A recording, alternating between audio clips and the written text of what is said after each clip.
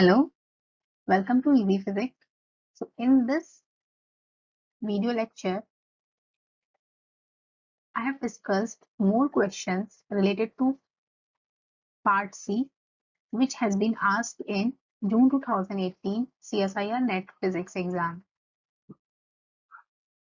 In this question, a wave function is given at t is equal to 0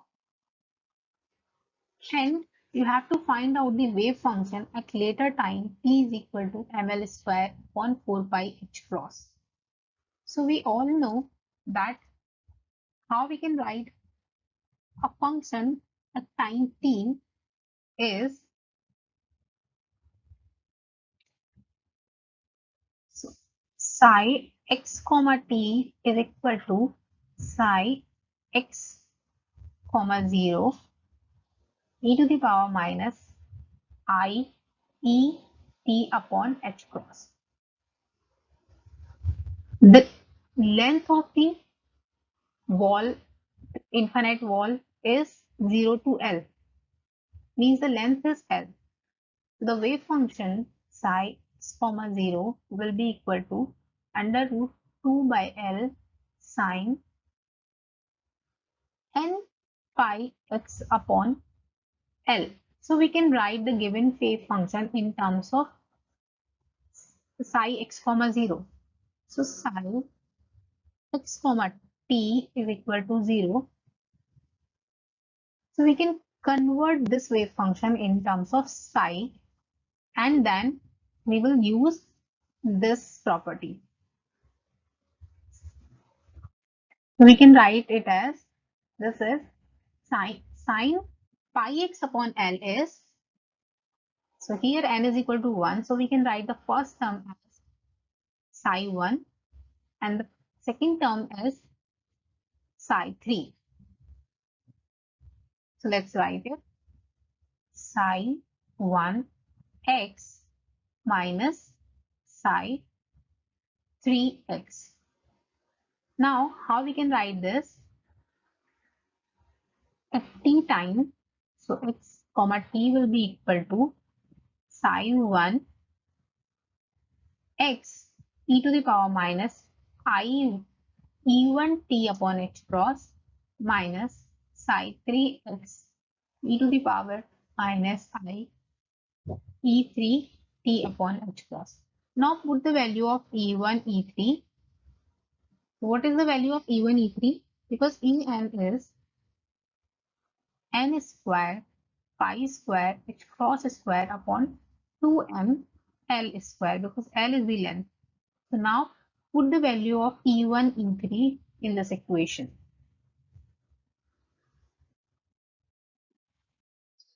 Now I have put the value of E1 and E3 in the previous equation. This is what I have got. So now you have to find out the wave function at t is equal to ml square upon 4 pi h cross. So put the value of t in this equation. What you will get? So if you put all the values, if you put the value of t over here, you will get psi 1 e to the power minus I pi by 8 minus psi 3 e to the power minus I 9 pi by 8. Now you can take minus I pi by 8 common. You will get psi 1 minus psi 3 e to the power minus 5. And how you can find e to the power minus theta? So e to the power minus psi theta is sine theta minus cos theta minus I sine theta. Okay, so the value of cos pi, the value of sin pi is 0, but the value of cos pi is minus 1. So minus minus will become plus, so you will get e to the power minus I pi by 8 bracket में psi 1 plus psi 3.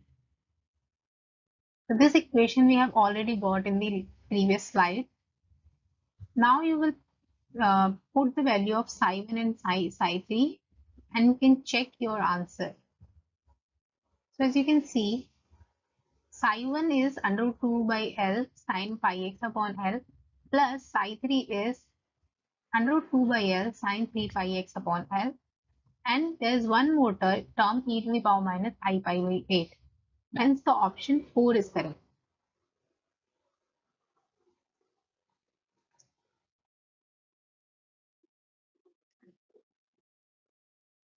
तो इस question में आपसे पूछा गया है कि which of the statement is correct for orthogonal matrix with determinant plus 1. The determinant plus 1 means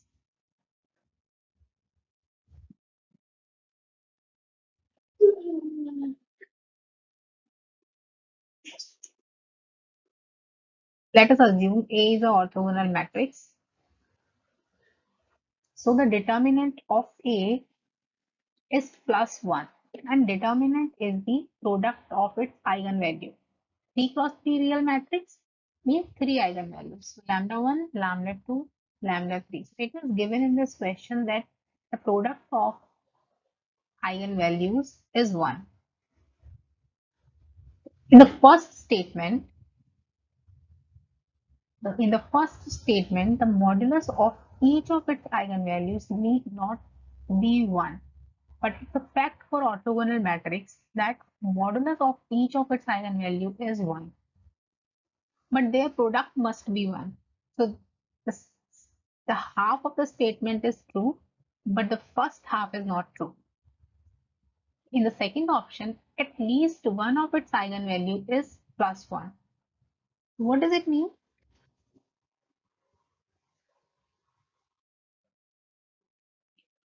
So at least one of its eigenvalue is plus 1.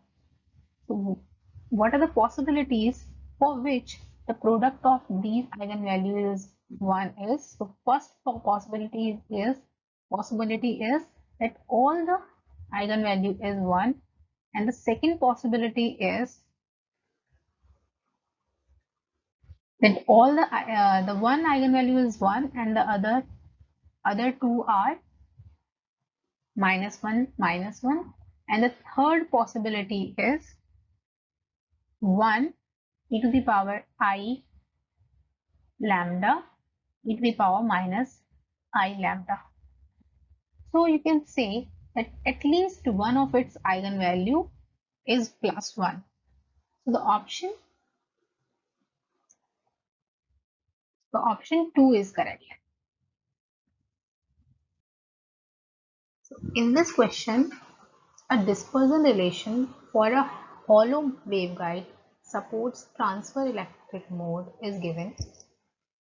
Mn is the mode frequency और आपको calculate करना है the speed of flow of electromagnetic energy at the mode frequency.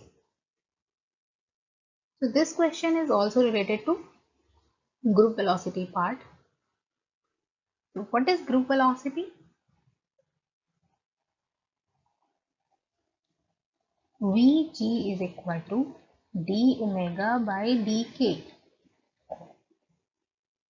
and dispersion relation is given to you. Now differentiate this whole equation with respect to omega. What you will get? Now in the question, it is asked to calculate electromagnetic energy at the mode frequency, means at omega is equal to omega mn. So if you put omega is equal to mn, you will get dk by d omega as infinity, because the denominator will become 0 and you will get dk by d omega as infinity.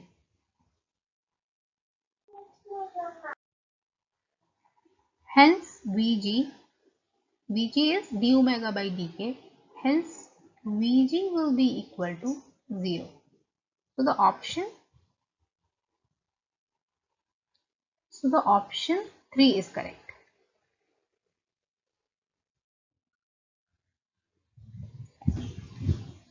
इस question में what is given in this question, the energy of free particle is given in terms of p and c. P is momentum and c is the speed of light, and you have to find out the Vg by Vp. So this question is little tricky, though very simple. Let's solve this question.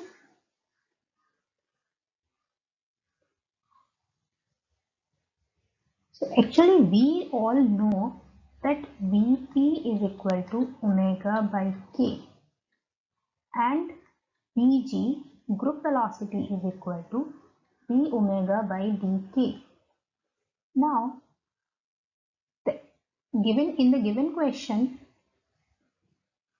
the relation is given in terms of E and P.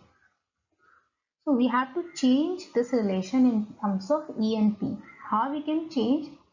So we will multiply H cross and divide by H cross. So we can write H cross omega as E and H cross K as P.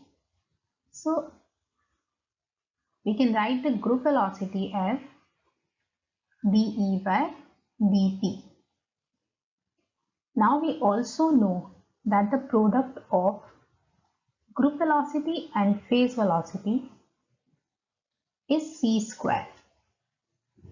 And you can also calculate that Vp into Vg is equal to c square from this relation. So I will show I will prove this relation, how we can calculate Vp into Vg is equal to c square. And what is asked in the question? The ratio of Vg by Vp. So you know that Vp is equal to E by P. If you multiply Vp in the numerator as well as in the denominator, we can write Vp into Vg as c square and Vp square as E square upon P square. So the option 3 is correct. Option 3 is correct. Now I will show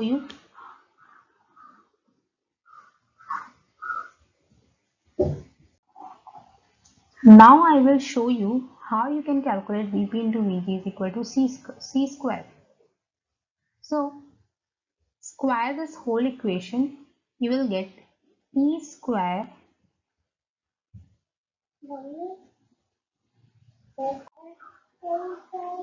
Now differentiate this whole equation with respect to P. What you will get?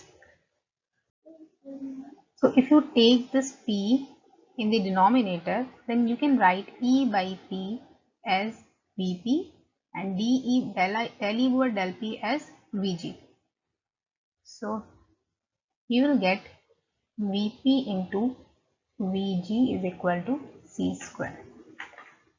So that's why we have replaced over here Vp into Vg as c square and Vp as E by P.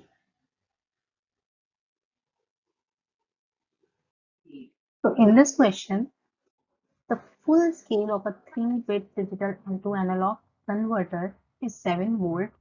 Which of the following tables represent the output voltage of this 3-bit digital analog converter for the given set of input bytes?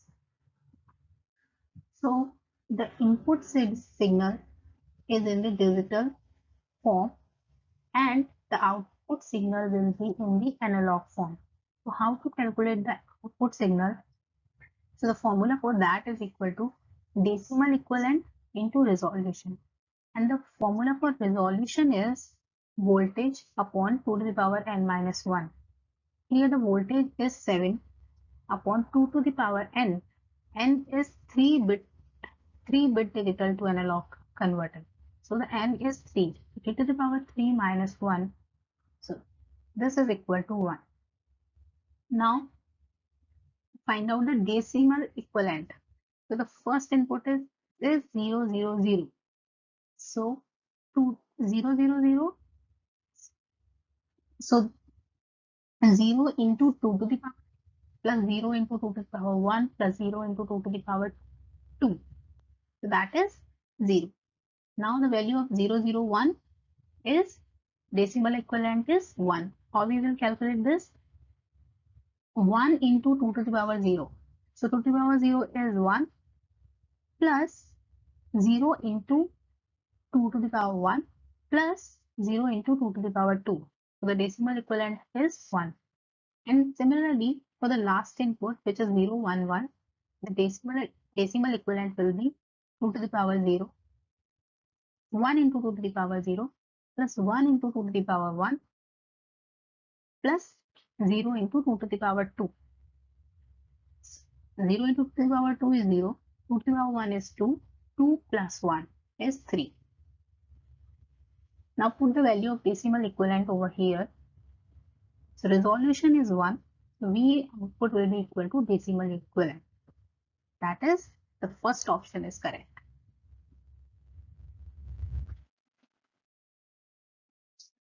In this question, two signals A1 sin omega t, A2 sin omega t are fed into the input and the reference channel respectively of a lock-in amplifier. The amplitude of each signal is 1 volt. The time constant of the lock-in amplifier is such that any signal of frequency larger than omega is filtered out.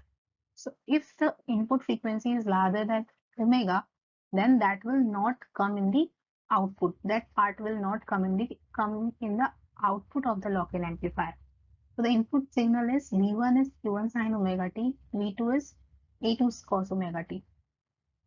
So V, the input signal, is V1 into V2. Multiply this.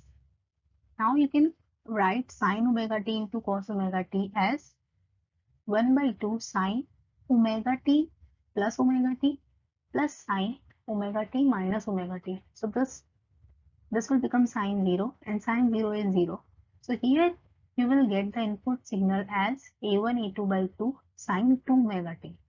So the frequency of the input signal is greater than omega because 2 omega is greater than omega.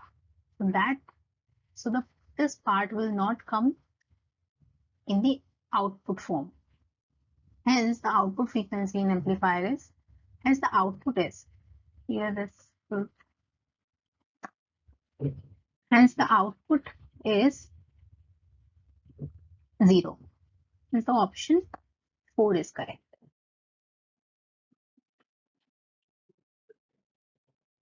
So in this question, a photon of energy 115.62 keV ionizes a K-shell electron of a beryllium atom.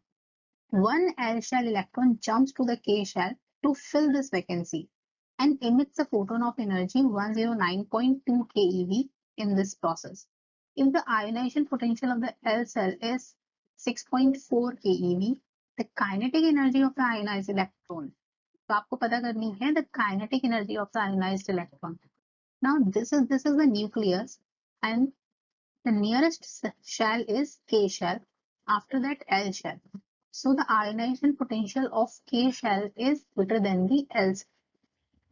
Now this is given in the question that a photon of energy 115.62 keV ionizes a K shell electron. So here a vacancy has been created and this vacancy is filled by the L shell electron. And in this process, when the L shell electron jumped into the K shell, it releases a photon of energy 109.2 keV. Ionization potential of L shell is given, which is 6.4 keV. Now, what will be the ionization potential of K shell? That will be equal to 109.2 keV plus 6.4 keV.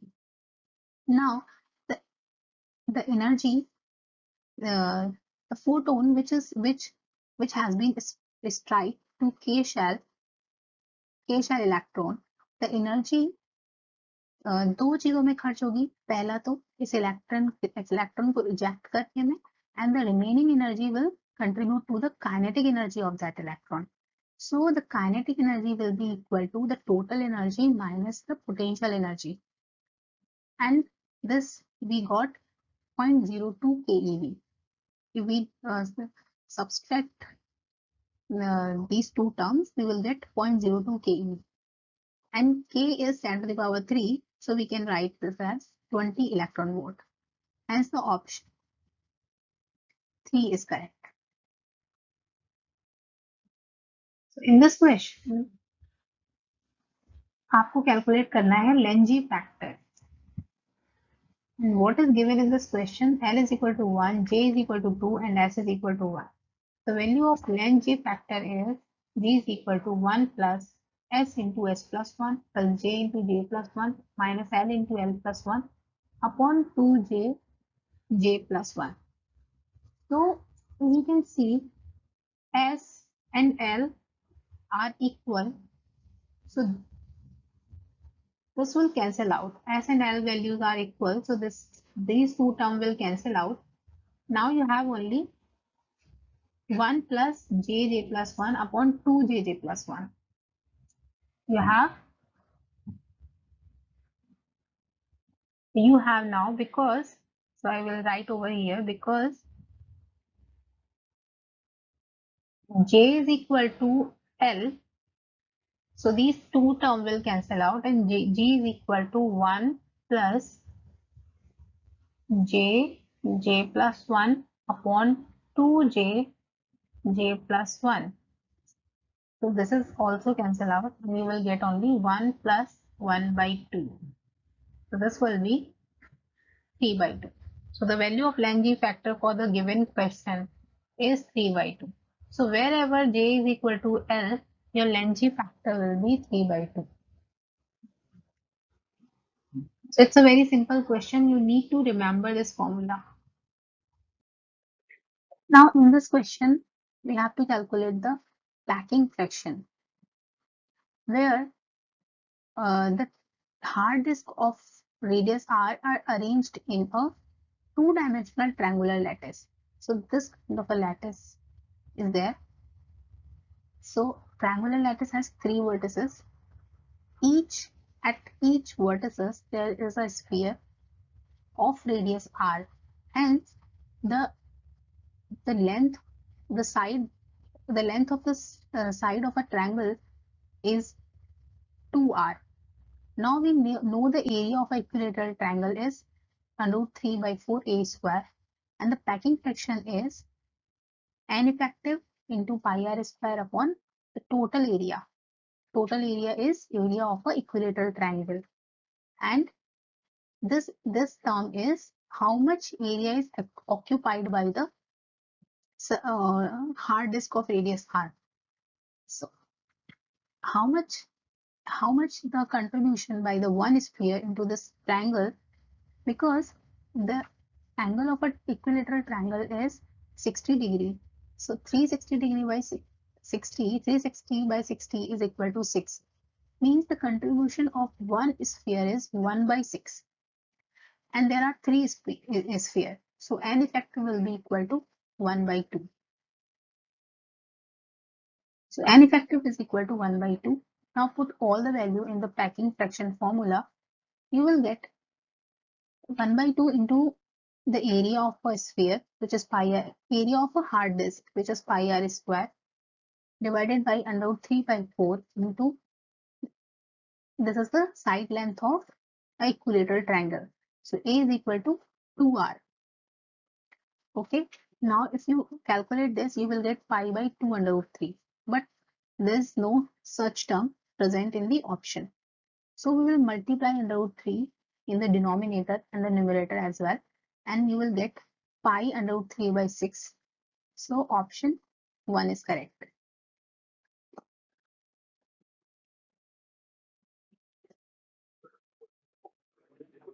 In this question, which of the following elementary particle process does not conserve strangeness?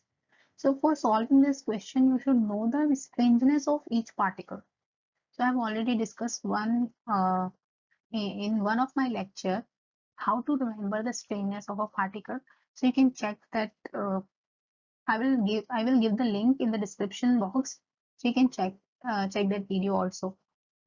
So pi naught, all the pions are not a strange particle, and also p and n are not a strange particle. So the strangeness of these elementary particle will be 0, and the strangeness of lambda 0 is equal to -1, and delta 0 is equal to 0, and kaons plus is equal to +1. So if you check, then you can find out that here the strangeness is +1 and the pi will have strangeness 0. So the option 4 is in which the strangeness is not conserved. And similarly, you can check other options and you will find out that the strangeness is conserved in all these 3 options. So the option 4 is correct for this question.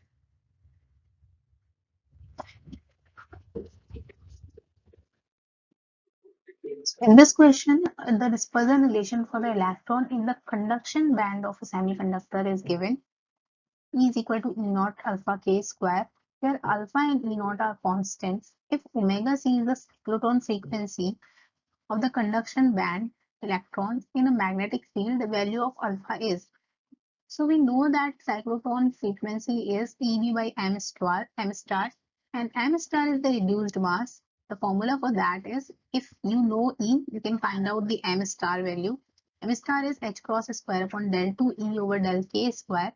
So from E relation is given to us. So from here we can find out the double derivative of E. So that is 2 alpha. Now put the value of 2 alpha del 2 E over del k square over here. You will get m star, and using the value of m star you can find out omega c. So omega c will be equal to Ev 2 alpha upon h cross square. Now from here you can find out the value of alpha in terms of omega c, which is given in this options. Now alpha is equal to omega c upon h cross square upon 2Ev. Hence the option 4 is correct.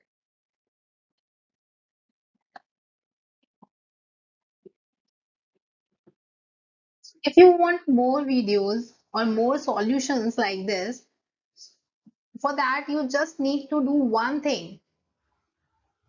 Press the thumb icon, subscribe and hit the bell icon, and please share with your friends. Thank you.